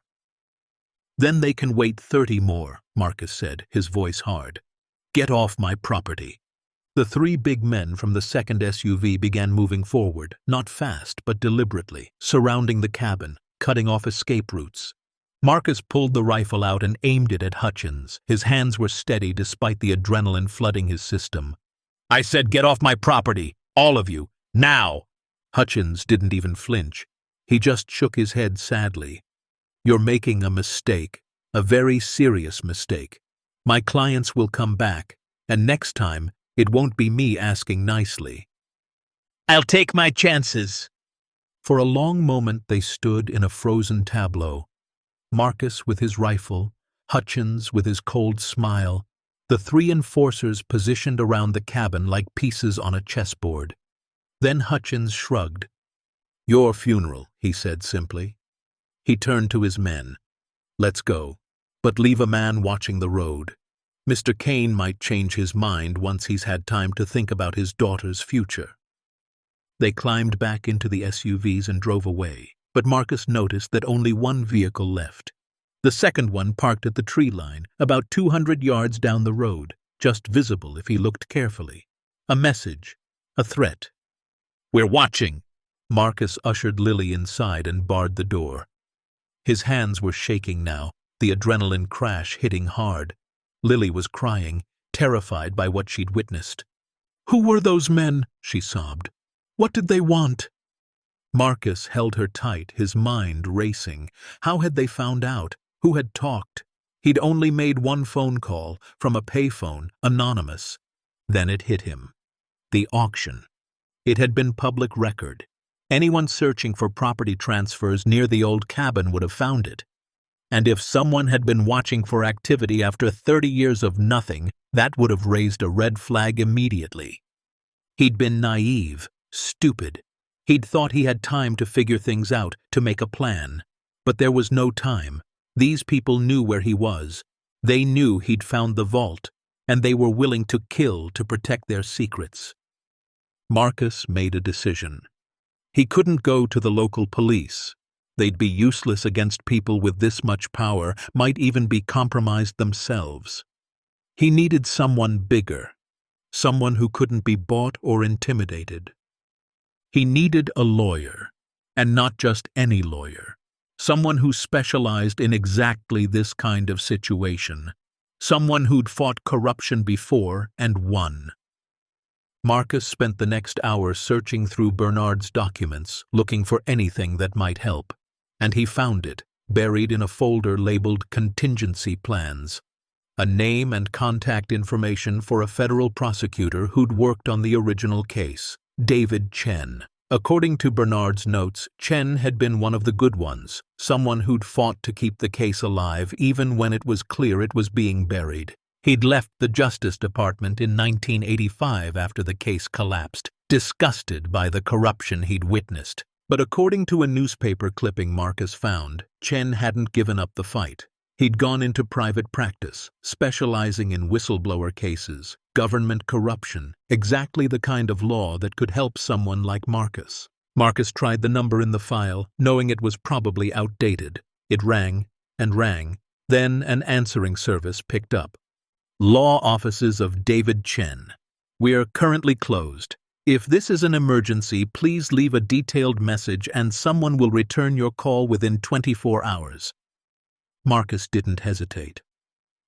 My name is Marcus Kane. I'm calling from a cabin in Maine that was formerly owned by Bernard Frost. I found a vault. Federal Evidence Vault. Everything you tried to recover in '84. It's all here, all of it, and there are people outside right now trying to get it back. I need help. The machine beeped, cutting him off. Maximum message length reached. Marcus hung up and stared at the phone. Now all he could do was wait and hope. That night, Marcus didn't sleep at all. He kept the rifle loaded and ready, positioned himself where he could watch both the front door and the window. Lily slept fitfully in the loft, waking every hour with nightmares.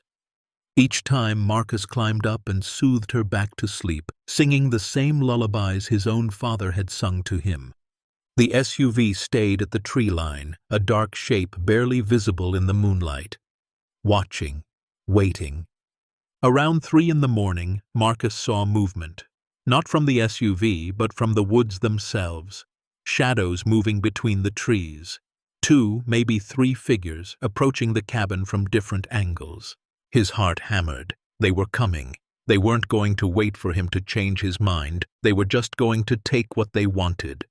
Marcus moved to the door, rifle aimed. His finger touched the trigger. He'd never shot at a person before, never even imagined he could. But for Lily, for her safety, he would do whatever was necessary. The figures got closer. 50 yards. 40. Marcus could see them more clearly now. Men in dark clothes, moving with military precision. Professional. Dangerous. 30 yards! Marcus called out, his voice carrying across the snow. Stop right there or I shoot! The figures froze.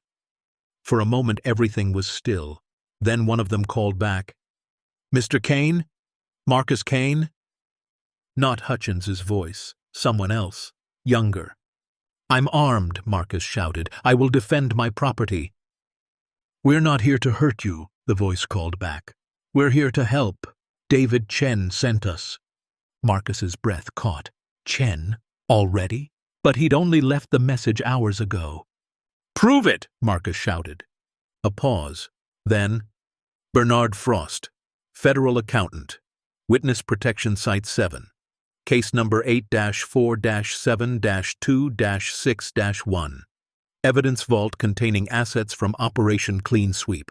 Does that prove it? Marcus's grip on the rifle loosened slightly. Those details weren't public knowledge.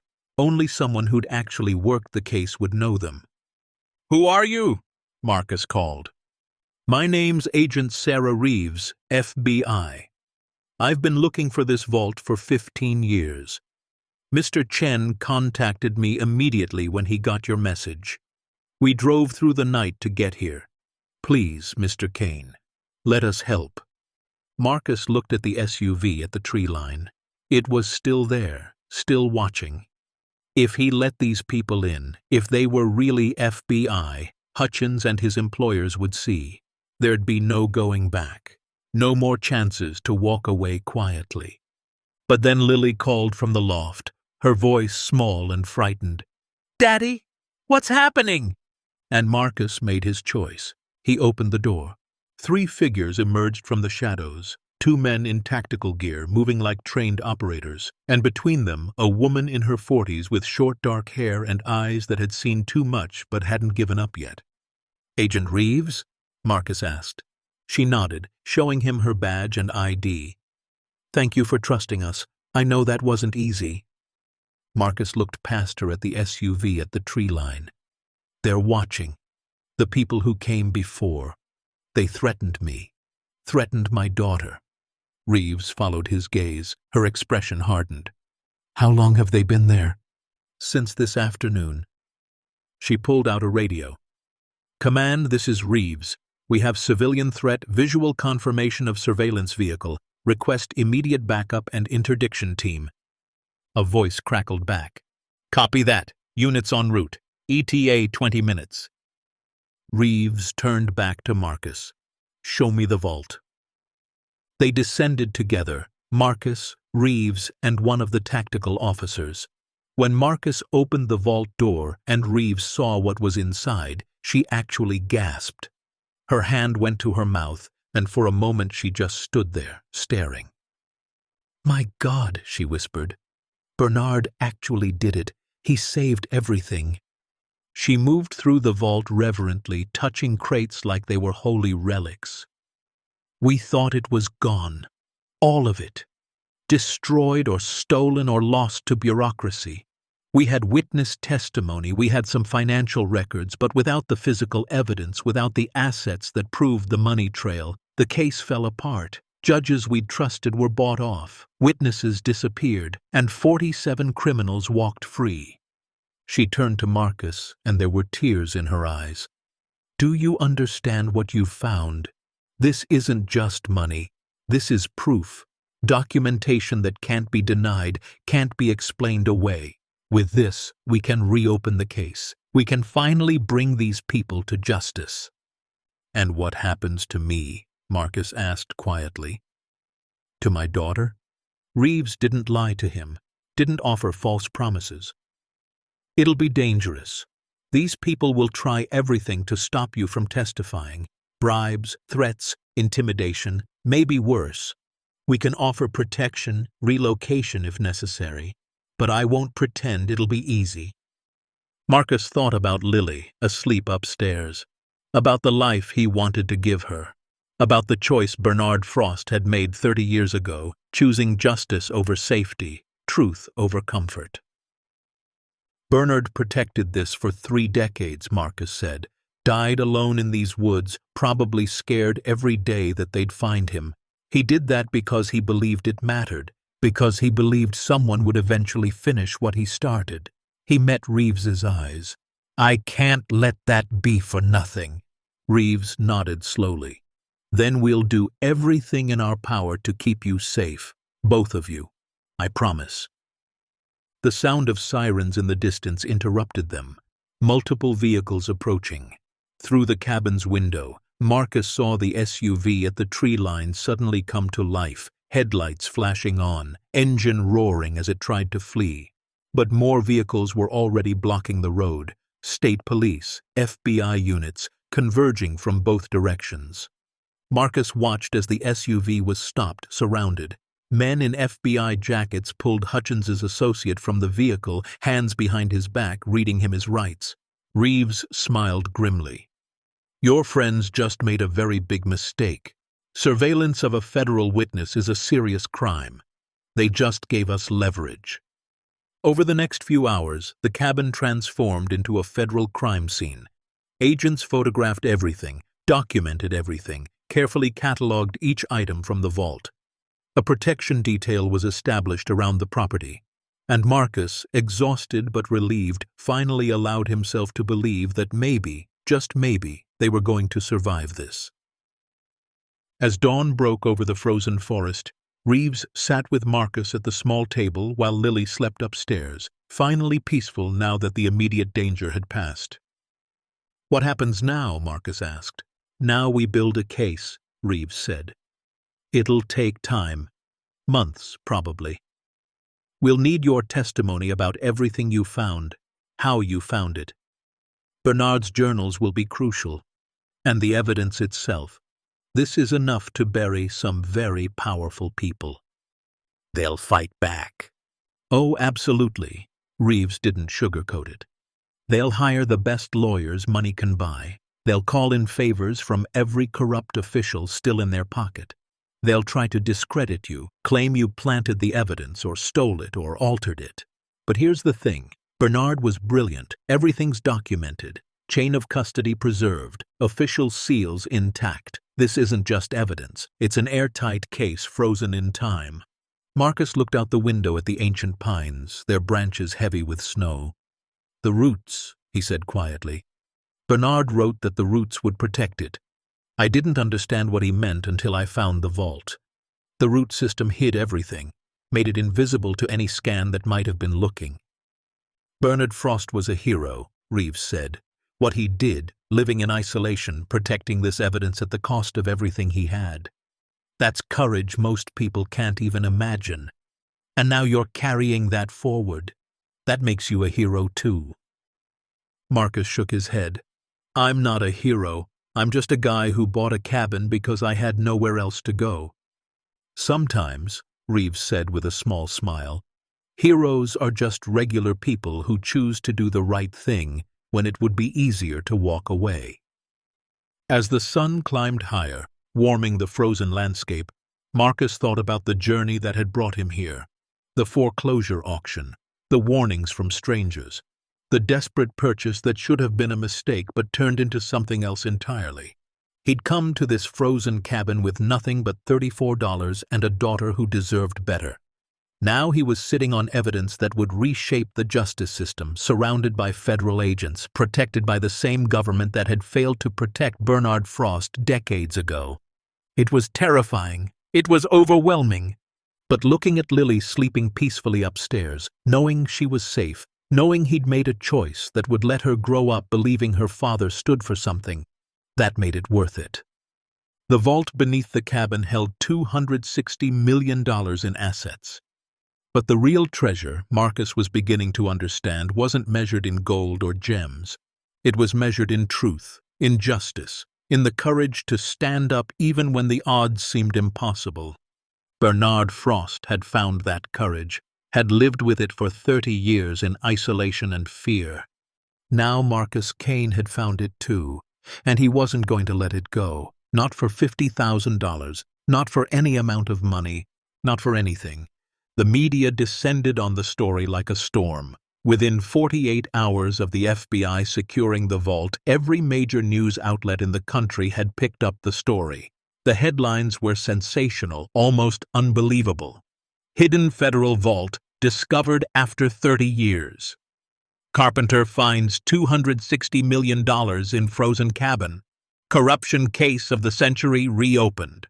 Marcus watched it unfold from a safe house 2 hours away, where the FBI had relocated him and Lily for their protection.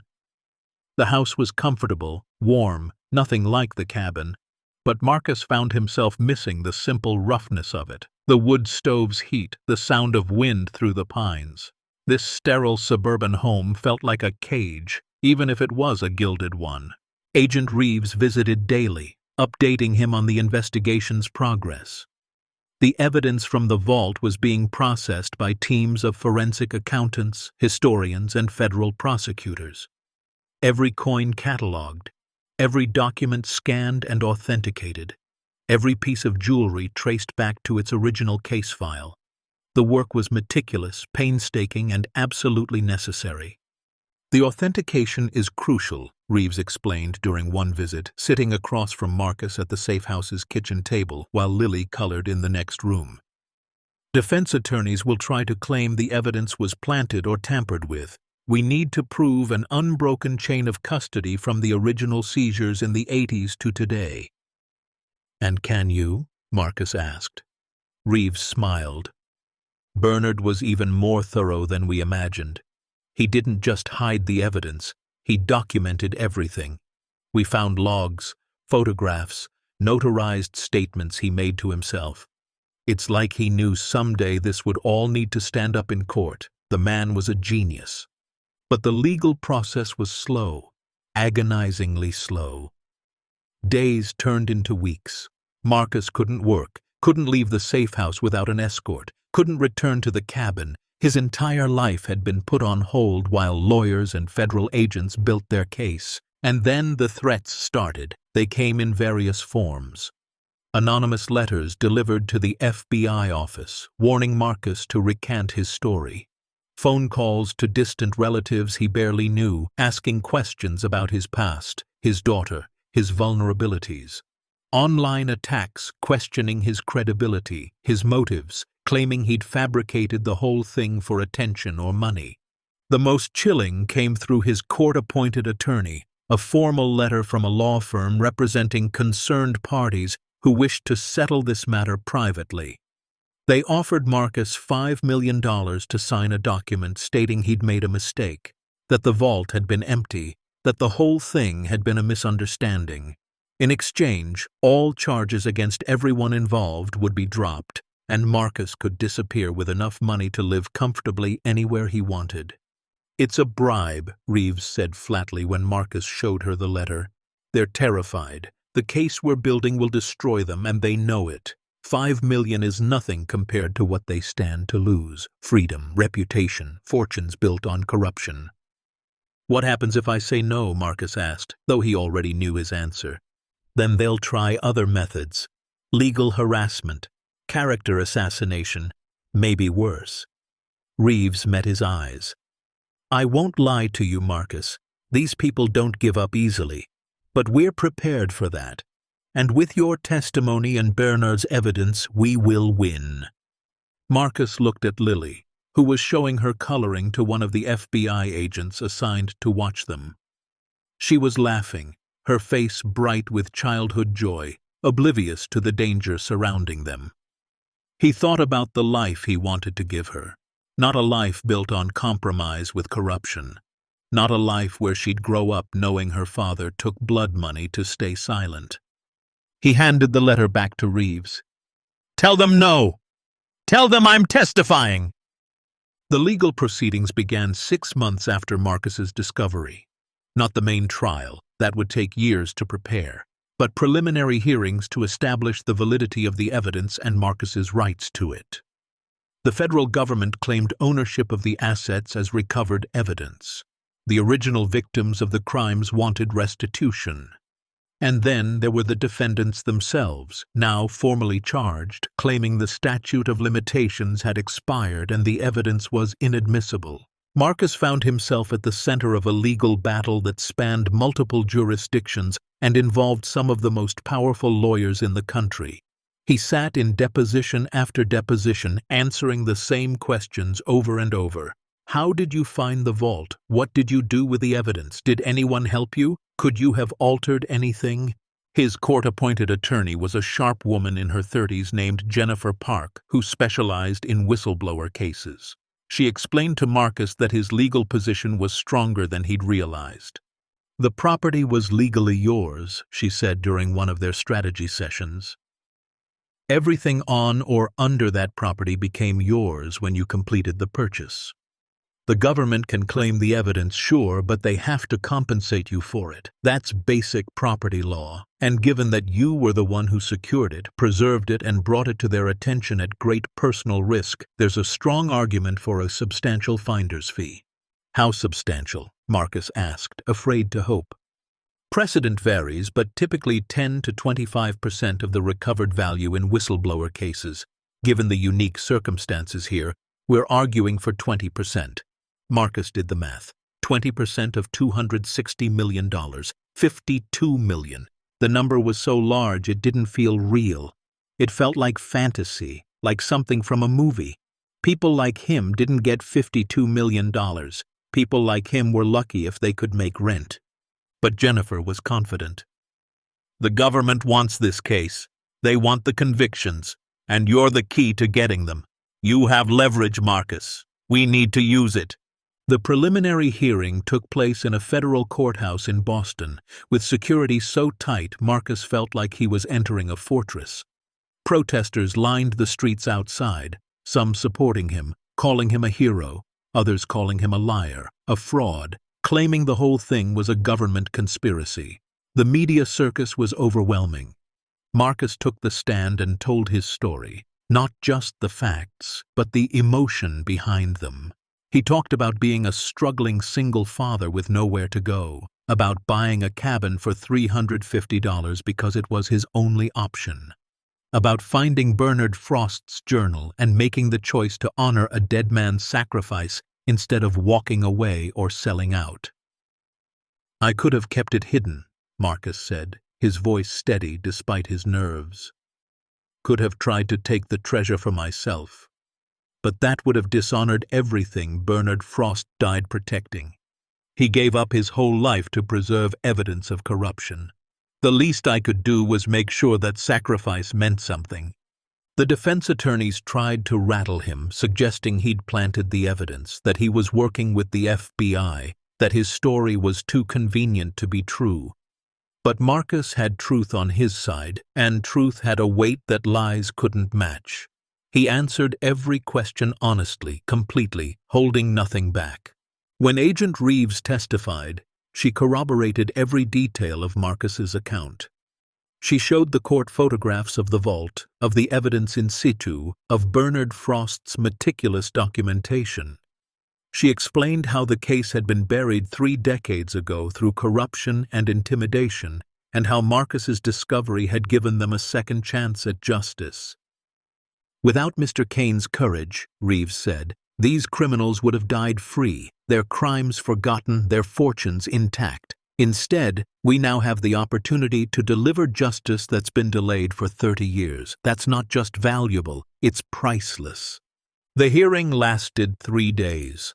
When it was over, the judge, a stern woman in her 60s named Roberta Walsh, took only 2 hours to render her decision. The evidence is authentic, she declared from the bench, her voice carrying through the packed courtroom. Mr. Kane's discovery was legitimate, his actions commendable, and his claim to compensation justified.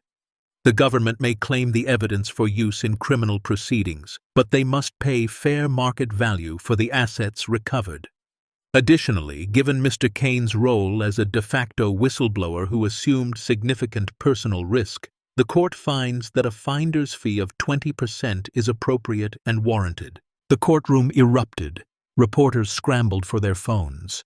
Marcus sat frozen, not quite believing what he'd just heard. Jennifer grabbed his arm, her grip tight with excitement. "We won," she whispered. "Marcus, we actually won." But the real victory came 6 months later when the first criminal convictions were handed down. The federal judge from Massachusetts, the one whose name Marcus had recognized from Bernard's list, was found guilty on 12 counts of corruption, bribery, and obstruction of justice. He was sentenced to 15 years in federal prison. The state senator from New Hampshire pleaded guilty to avoid trial, receiving 8 years and forfeiting his entire fortune, assets the government traced directly back to the bribes documented in Bernard's evidence. The CEO who'd built an empire on government contracts secured through corruption fought the charges but lost spectacularly when Bernard's financial documents proved every illegal payment, every kickback, every fraudulent bid. He was sentenced to 22 years and ordered to pay over $100 million in restitution. One by one, the dominoes fell. Of the original 47 names on Bernard's list, 23 were still alive, 19 were indicted, 14 were convicted or pleaded guilty. It was the largest corruption prosecution in decades, and it sent a message that no crime was too old, no criminal too powerful to escape justice. Marcus watched the convictions from the safe house, Lily beside him, and felt something shift inside his chest. Not satisfaction exactly. The whole process had been too exhausting, too frightening for that. But something like peace, like the world had been set right in some small but significant way. "Did we help put bad people in jail?" Lily asked, understanding more than Marcus sometimes gave her credit for. "Yeah, baby," Marcus said. "We did." "Good," she said simply, and went back to her coloring. The financial settlement took another 6 months to process. Marcus's 20% came to exactly $52,400,000 after taxes and legal fees. The number was deposited into an account Marcus could barely bring himself to look at. It was more money than he'd earned in his entire life combined, more money than he knew what to do with. For the first few weeks, he didn't touch it, didn't spend a penny. He and Lily were still living in the safe house, still under FBI protection while the remaining trials proceeded. Marcus spent his days in a daze, waiting for someone to tell him it was a mistake, that he had to give it back, that people like him didn't get happy endings. But Jennifer Park had other ideas. She showed up one morning with a team of financial advisors, estate planners, and attorneys who specialized in sudden wealth. "You need to make a plan," she told him firmly. "This money is real, it's yours, and if you don't manage it carefully, it'll be gone before you know it." They spent weeks working through options, trusts for Lily's education and future, investments that would provide steady income, security measures to protect against people who might target him for his wealth. It was overwhelming, like learning a new language, but through it all, Marcus kept coming back to one thought. What would Bernard Frost want him to do with this? The answer came to him one sleepless night as he lay in the safe house's guest room, staring at the ceiling. Bernard had sacrificed everything to preserve evidence of corruption that had devastated communities, destroyed lives, enriched criminals at the expense of ordinary people. The money in the vault had been stolen from taxpayers, from honest businesses, from workers who'd been cheated out of their livelihoods. Bernard had preserved it so justice could be served, so the damage could be repaired. Marcus needed to honor that. The next morning he told Jennifer his plan. "I want to use the money to help the town, the community near the cabin, all those people who lost everything when the mill closed and jobs dried up. I want to create something that lasts, something that gives people opportunities, not just handouts." Jennifer studied him for a long moment. "That's ambitious and generous, but also smart. Building community goodwill, demonstrating positive character for any future legal challenges. I like it." "I'm not doing it for legal strategy," Marcus said quietly. "I'm doing it because it's right." They returned to the cabin 6 months after the initial discovery, once the FBI had determined it was safe. The property had been released from federal custody, and Marcus was free to do with it as he wished. The vault beneath had been emptied, its contents now stored in federal facilities as evidence in ongoing trials. But the cabin itself remained, weathered and solid, standing guard over the clearing just as it had for decades. Marcus stepped out of the FBI vehicle and stood in the snow, breathing in the cold, pine-scented air. Lily jumped out behind him, running toward the cabin with a squeal of delight. "We're home!" she shouted, and the words hit Marcus harder than he expected. Home. This place that he'd bought in desperation, that had nearly gotten them killed, that had upended their entire lives. It was home. Agent Reeves stood beside him, her breath fogging in the cold. "What are you going to do with it?" she asked. Marcus looked at the cabin, at the ancient pines surrounding it, at the place where Bernard Frost had lived and died protecting a truth that mattered. "I'm going to turn it into something good," he said. "A foundation, maybe. A place where people can come to remember what happened here and why it mattered." Over the next year, Marcus threw himself into building what he came to call the Frost Foundation.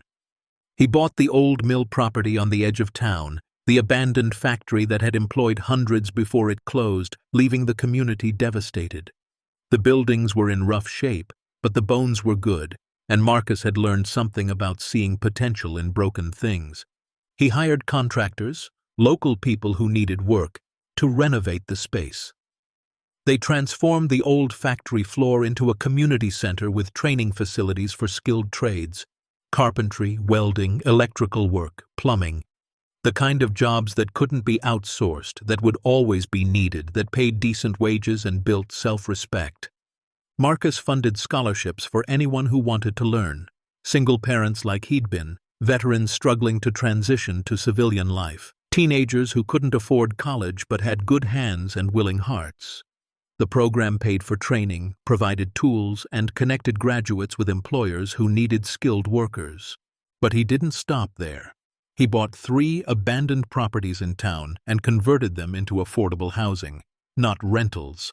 These were rent-to-own programs that gave families a path to actual ownership, to building equity, to stability. The payments were based on income, scaled so that even the poorest families could afford them. He opened a community fund that provided small business loans at 0 interest to anyone with a viable plan. Within 2 years, 7 new businesses had opened in town.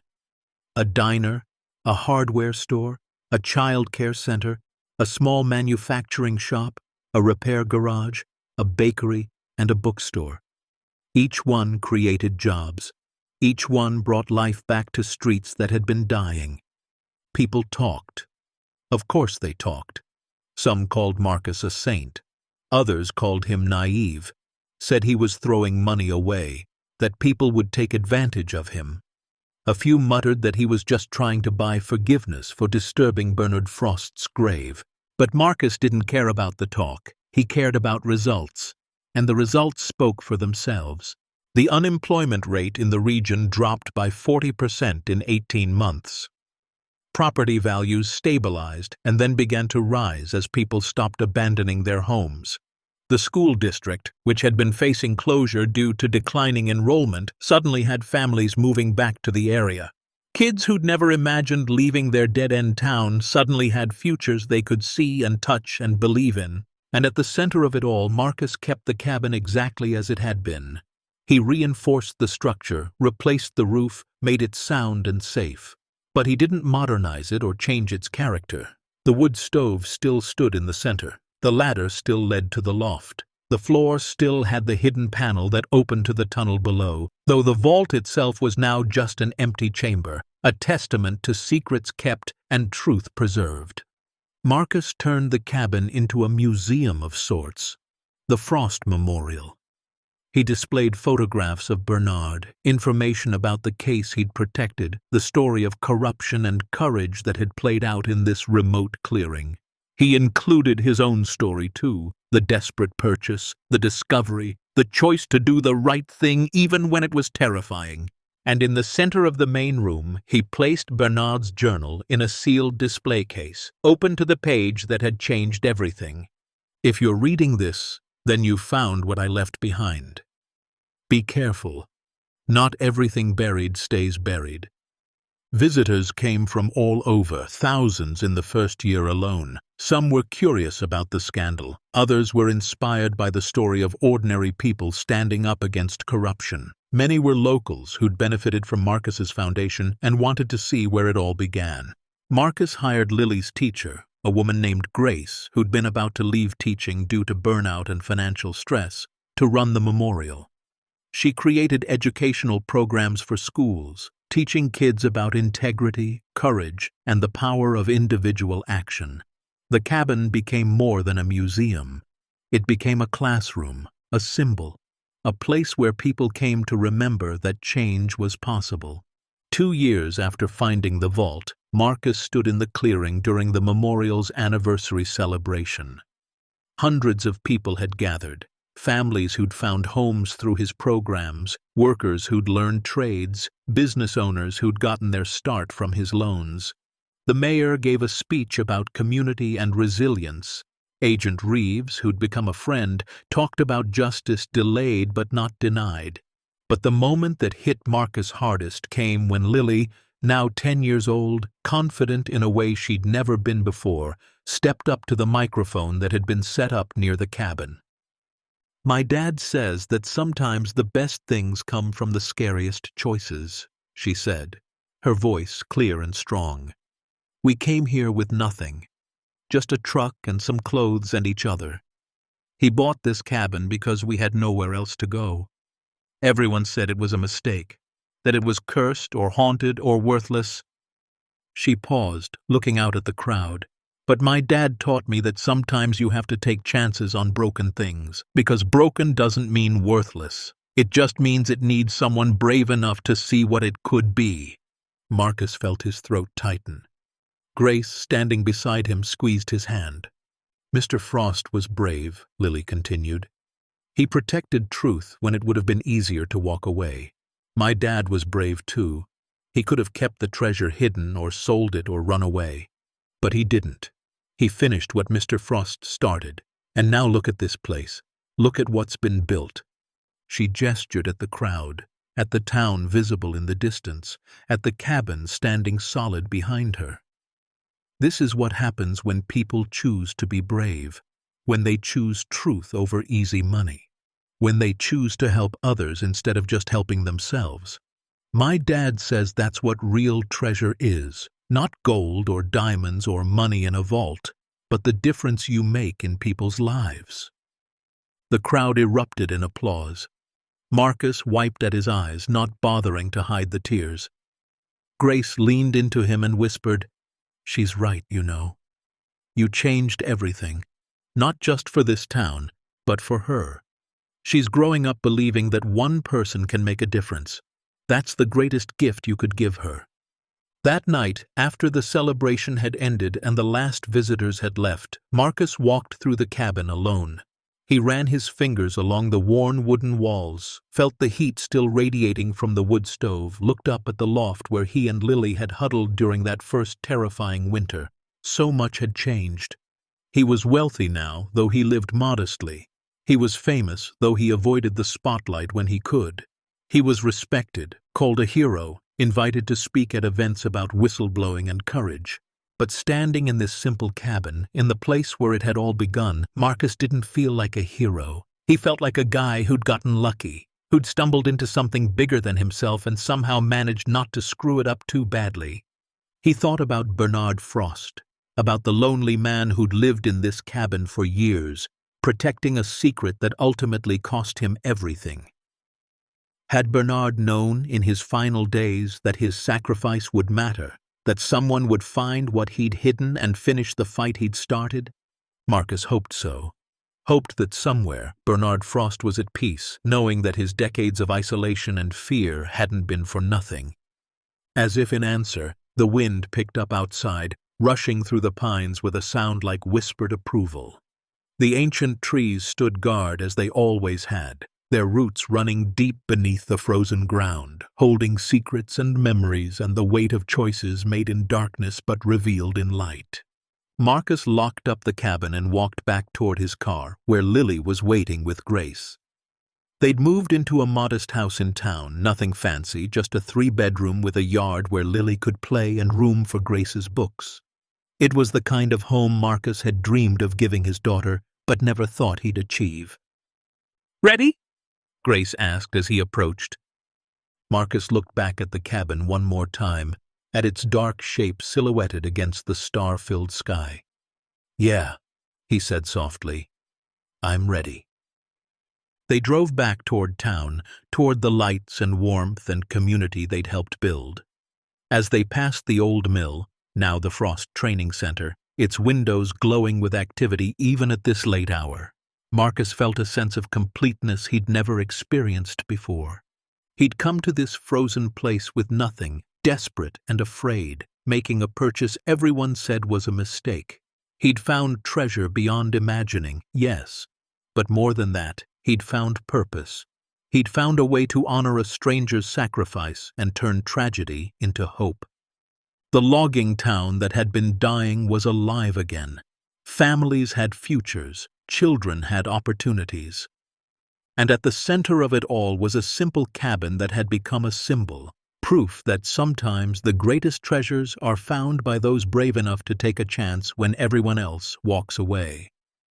Years later, when journalists asked Marcus about that first night in the cabin, about the moment he found Bernard's journal, about the choice he'd made to report the vault instead of keeping it secret, he always gave the same answer. "I was just trying to survive, trying to give my daughter a home. I didn't set out to be a hero or a whistleblower or anything special. But Bernard Frost taught me something through his journal, through his sacrifice. He taught me that how we respond to unexpected power, to secret knowledge, to the choice between easy money and hard truth, that's what defines us. Not our circumstances, not our bank account, but our choices." He'd pause then, thinking about those frozen weeks in the cabin, about the fear and the discovery, and the moment he decided to call Agent Reeves instead of trying to sell the treasure or hide it or pretend it didn't exist. "Some people spend their whole lives looking for treasure," he'd continue, "but I learned that treasure finds you, and when it does, you have 2 choices. Use it to serve yourself or use it to serve something bigger.